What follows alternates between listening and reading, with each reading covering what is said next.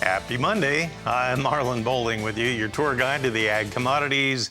And this promises to be a rather exciting week. All kinds of stuff going on. We have all the weather impact. We have overseas developments.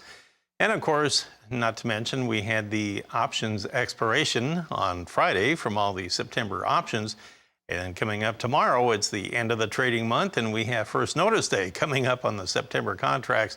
All kinds of stuff converging here this week. Let's take a look at some new information from USDA that came out a short time ago. We did have another overnight export sale to talk about, and this time it was related to soybeans. A little over 250,000 tons of soybeans that were sold over the weekend, and it was specifically to China this time. No messing around here. 256,000 tons this time. So the amount is getting a little bigger now, and it is for the current marketing year. So we'll add that all to the mix. Let's see what was going on in the overnight trade in the Globex market. We'll take a look at our quotes provided by Bar Chart on corn. Now, I will remind you that on the grain markets overnight, it was firmer on the start of the Globex trade, and it kind of firmed up as we went for the first hour or so. But by the time we got to the end, December corn down 2 1/4 cents at 551.5 per bushel this morning. On soybeans, well, we had November just kind of undecided this morning. It's unchanged at 13.23 1/4 after being as high as 13.36 1/4 overnight. Isn't that interesting? It went up 13 cents and then gave it all back. Well, let's check out our wheat. In Chicago, you had the December contract 6 3/4 cents higher this morning at 739 1/4. So that would be within 4 cents of its overnight high. In Kansas City wheat, you had December trading 8 1/4 higher at 732 1/4. And in the spring wheat market, we have December 6 3/4 higher this morning at 924 1/2. And a lot of folks wondering what cotton would do with the hurricane coming inland. Well, it started out higher, and now we have December down 34 points at 94.50 cents per pound. That's kind of intriguing as well. I want to bring in Brian Hoops, and he is with Midwest Market Solutions in Springfield, Missouri. All right, Brian, maybe some mixed signals coming out of the market here this morning. I'm not sure exactly what the market is watching here. It's kind of looking all directions here. Hey, good morning, Marlon. Yeah, there's quite a bit of news that's coming out. You mentioned the export sale that we saw to China overnight. That's certainly going to be supportive, and it's more in line with what we would expect based off of last year's strong export markets.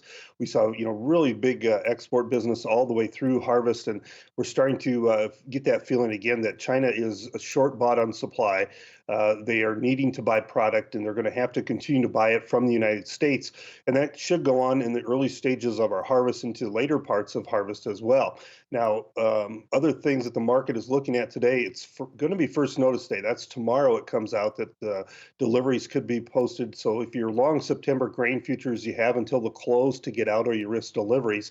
And you saw some big moves overnight in September. Soybeans, for example, down 17 cents, kind of positioning ahead of the delivery period and seeing if we will be taking any deliveries of soybeans. And there could be some in the soy complex.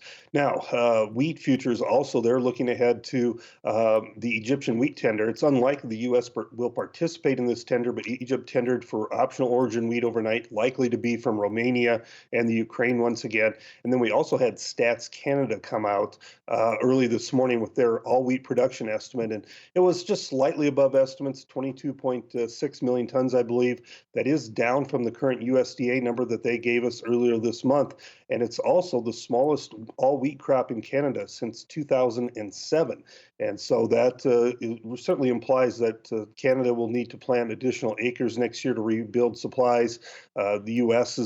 is likely to plant more acres this year as well. And we're starting to put a premium into the new crop wheat futures, trying to entice the increase of winter wheat seedings as we go into the month of September. That is correct. And yeah, we're going to be getting that underway about any time now. So, Brian, that's a great point. We're going to come back here in just a moment, and we'll take a look at the setup for today's livestock trade as we start the final couple trading days here of the month of August, and we'll get into September by midweek. I'll be back with Brian after this. Thanks again for joining us. I'm Marlon Bowling with you, and I'm talking with Brian Hoops. He's with Midwest Market Solutions. Brian, I want to take a look and review the livestock summary and the cutouts as we went home for the weekend.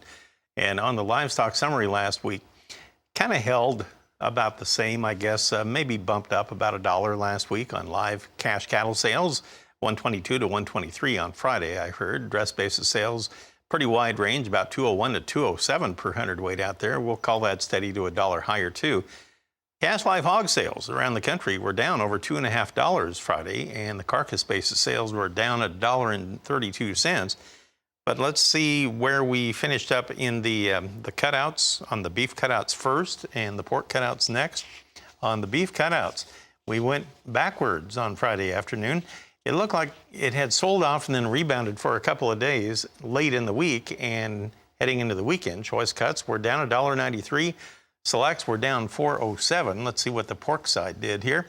And on the pork carcass values, up 19 cents on Friday afternoon. Loins down over $5.50.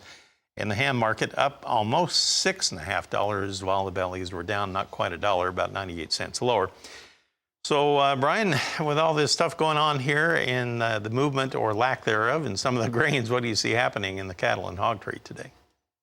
Well, yeah, the cattle market is probably going to start off a little mixed and two-sided. Didn't have a real great close to last week's trade, closing near the lows of the entire week, in fact, and that could put a little pressure on the opening bell. The idea, the market is going to follow what the cash trade is going to do. We've already built in a big premium in some of those deferred futures, but the cash was steady to higher last week.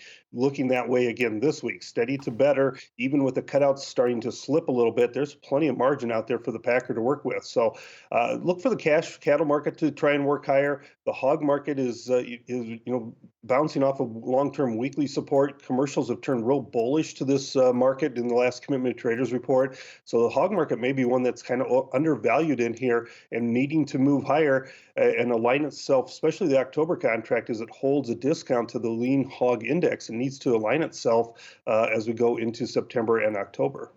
Let's review where we finished last Friday and on the live cattle board.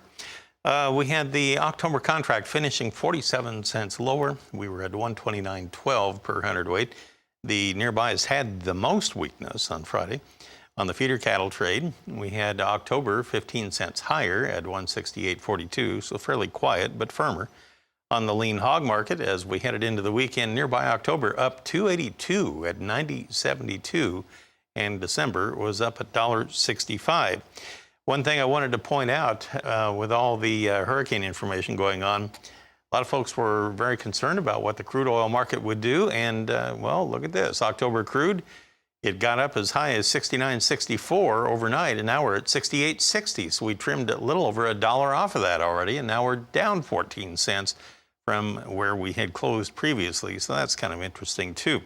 Brian, thanks for spending some time with us here this morning as we get ready to go on a Monday. Appreciate it. Brian Hoops, Midwest Market Solutions. Janet, back to you.